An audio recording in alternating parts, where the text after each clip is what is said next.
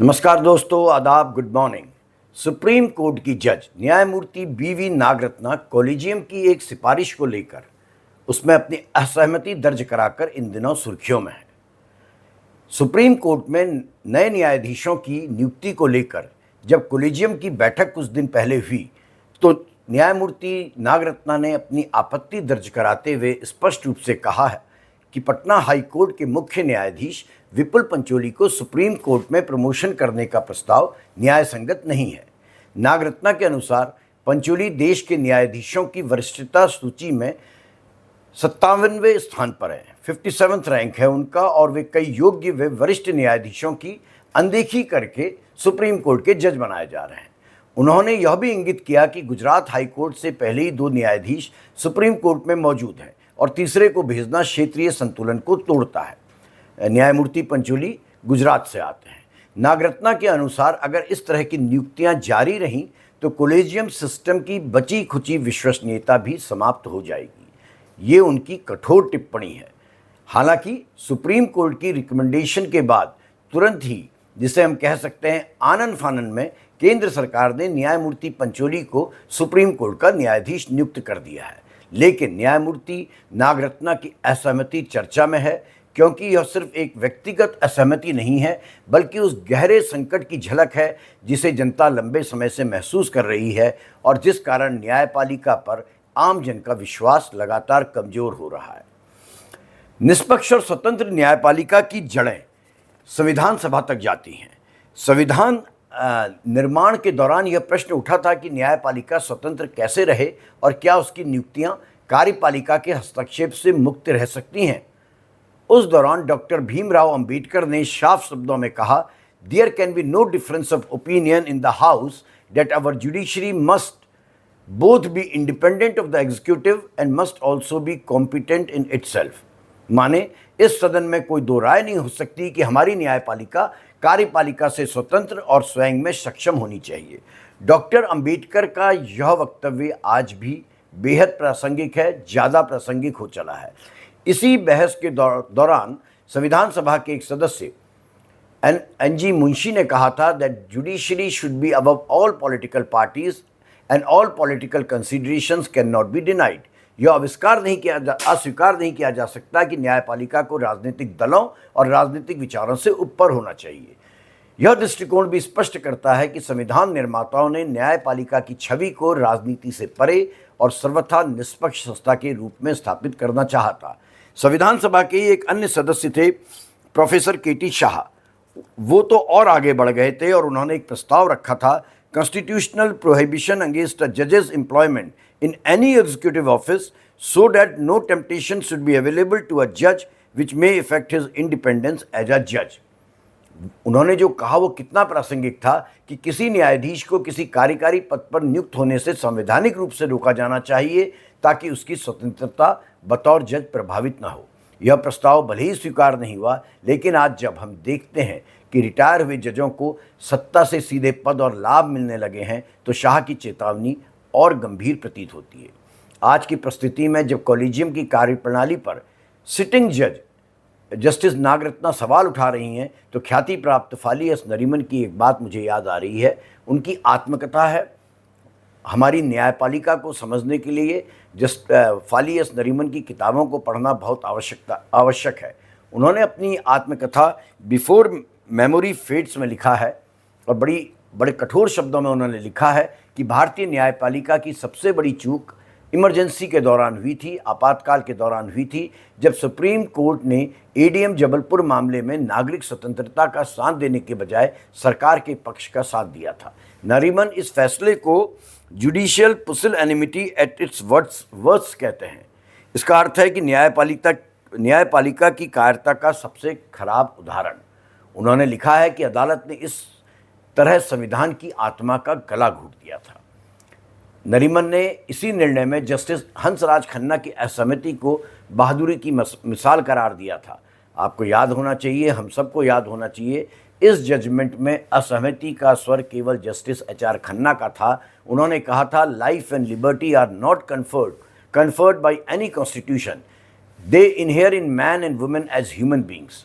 जीवन और स्वतंत्रता संविधान द्वारा प्रदत्त नहीं होती है, बल्कि मनुष्य के अस्तित्व का स्वाभाविक हिस्सा है। नरीमन मानते हैं कि अगर अदालतें उस समय जस्टिस खन्ना के साथ खड़ी होती तो लोकतंत्र का चेहरा बदल जाता और न्यायपालिका की विश्वसनीयता बची रहती। बहरहाल, ये केवल अतीत की कहानी नहीं है। हम वर्तमान दौर में आते हैं। सरकार ने बार बार कोलिजियम पर 2020 के आसपास दबाव डाला था कि दिल्ली हाई कोर्ट के जज एस मुरलीधर को हटाया जाए, क्योंकि उनके फैसले सरकार के खिलाफ जा रहे थे। लोकुर और जस्टिस एस के सीकरी ने इसका विरोध किया तो यह निर्णय रुक गया। लेकिन जैसे ही दोनों रिटायर हुए, मुरलीधर को फरवरी 2020 में आधी रात को तबादला आदेश देकर हटा दिया गया। आपको याद होगा, ये वो समय था जब दिल्ली में दंगे चल रहे थे एनआरसी वाले, और उसी दिन जिस दिन जस्टिस का ट्रांसफ़र हुआ, उसी दिन उन्होंने कड़ा फैसला सुनाया था। उन्होंने दिल्ली दंगों के दौरान नेताओं के भड़काऊ भाषणों पर पुलिस को कार्रवाई न करने की फटकार लगाई थी। अगर मैं गलत नहीं हूं तो उन्होंने वर्तमान में दिल्ली सरकार के मंत्री बन चुके कपिल मिश्रा के एक भाषण पर ये नाराज़गी जताई थी, जब कपिल मिश्रा ने एक पुलिस अधिकारी बगल में खड़ा था और तब धमकाया था कि ट्रंप के जाने के बाद देखिए दिल्ली में क्या होता है। उसके बाद न्यायमूर्ति ने ये फटकार लगाई और उसी रात उनको ट्रांसफ़र कर दिया गया। स्पष्ट है कि स्वतंत्र और साहसी न्यायाधीशों के लिए सजा देने वाला सिस्टम बिल्कुल तैयार है। हाल ही में सेवानिवृत्त हुए सुप्रीम कोर्ट के जज जस्टिस अभय ओका भी मानते हैं कि मुरलीधर को उनके साहसी आदेशों का खामियाजा भुगतना पड़ा। कॉलेजियम में जस्टिस बीवी नागरत्ना की कड़ी असहमति के बावजूद पटना हाईकोर्ट के मुख्य न्यायाधीश जस्टिस विपुल पंचोली को पदोन्नति दिए जाने के मामले पर जस्टिस ओका कहते हैं कि इस मामले में बीवी नागरत्ना की जो असहमति थी उसको जानने का जनता को अधिकार है। स्वयं न्यायमूर्ति नागरत्ना ने सुप्रीम कोर्ट से कहा है, मुख्य न्यायाधीश से कहा है कि उनकी जो असहमति है उसको सार्वजनिक किया जाए। और स्वयं सुप्रीम कोर्ट पूर्व न्यायाधीश बीवी चंद्रचूड़ के समय में ये बात कह चुका है और कई असहमतियों को उन्होंने अपनी वेबसाइट पर लोड भी किया। लेकिन नागरत्ना जी की असहमति अभी तक सुप्रीम कोर्ट की वेबसाइट पर नहीं अपलोड की गई है, इसलिए हम नहीं जानते हैं कि उन्होंने किस मुद्दे को लेकर जस्टिस पंचोली को सुप्रीम कोर्ट में न लाने की बात कही है। विश्वास का संकट केवल नियुक्तियों या तबादलों तक ही सीमित नहीं है। सुप्रीम कोर्ट के पूर्व chief justice Ranjan Gogoi retire होते ही राज्यसभा पहुंच गए। इस कदम ने जनता के मन में यह धारणा बैठा दी कि अनुकूल फैसले देने वाले न्यायाधीशों को सत्ता इनाम दे रही है। राजनीति और न्यायपालिका की लकीर धुंधली हो चुकी है और न्यायिक स्वतंत्रता का दावा खोखला लगने लगा है। आपको याद होगा, मध्य प्रदेश हाईकोर्ट में एक न्यायमूर्ति की अभी कुछ समय पहले नियुक्ति की गई थी और उनकी नियुक्ति का विरोध करते हुए एक महिला न्यायाधीश अदिति कुमार शर्मा ने इस्तीफा दे दिया था। और उन्होंने इस्तीफा देते हुए कहा था कि जिन वरिष्ठ पर उन्होंने जातिगत उत्पीड़न और मानसिक यातना का आरोप लगाया, उन्हें ही हाईकोर्ट में प्रमोशन दे दिया गया है। अपने इस्तीफे में अदिति शर्मा ने लिखा था, मैं न्यायपालिका की सेवा नहीं छोड़ रही, बल्कि न्यायपालिका मुझे छोड़ रही है। यह वाक्य जनता की वही पीड़ा दोहराता है कि जब शिकायत का सुनवाई का कोई तंत्र ही नहीं है और आरोपियों को सम्मानित किया जा रहा है, तब भरोसा कहाँ टिकेगा। यह भी कह सकते हैं कि भरोसा कितना गिरेगा। दिल्ली हाईकोर्ट के जज यशवंत वर्मा के आवास में लगी आग के बाद नकदी की बरामदगी होने की घटना भी बड़े न्यायपालिका पर बड़े सवाल खड़े करती है, उसकी साख पर सवाल खड़ा करती है। जांच में भारी मात्रा में नकदी मिली, जिसके बाद उन्हें इलाहाबाद हाईकोर्ट भेजा गया और इन हाउस जांच बैठाई गई थी। बाद में 3 जजों की सहमति ने इसे गंभीर कदाचार भी माना है और अब उन पर महाअभियोग की प्रक्रिया भी शुरू हो गई है। लेकिन प्रश्न वही कि जज के यहाँ इतना काला धन आया तो कहाँ से आया। फाली नरीमन ने अपनी एक अन्य पुस्तक God save the honourable supreme court, Ishwar honourable उच्चतम न्यायालय की रक्षा करें, इस पुस्तक में लिखा है कि the citadel never falls except from within. समझिएगा, किला कभी बाहर से नहीं गिरता, किला केवल भीतर से ही ढहता है।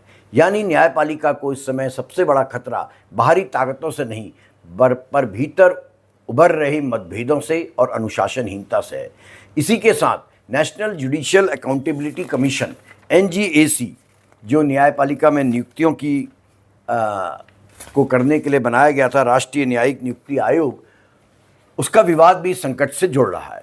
संसद ने सर्वसम्मति से राष्ट्रीय न्यायिक नियुक्ति आयोग का एक्ट पारित किया था, लेकिन कॉलेजियम की जगह लेकर नियुक्तियों में पारदर्शिता लाई जा सके इसलिए जो एक्ट पास किया गया उसे सुप्रीम कोर्ट ने 2015 में असंवैधानिक ठहरा दिया।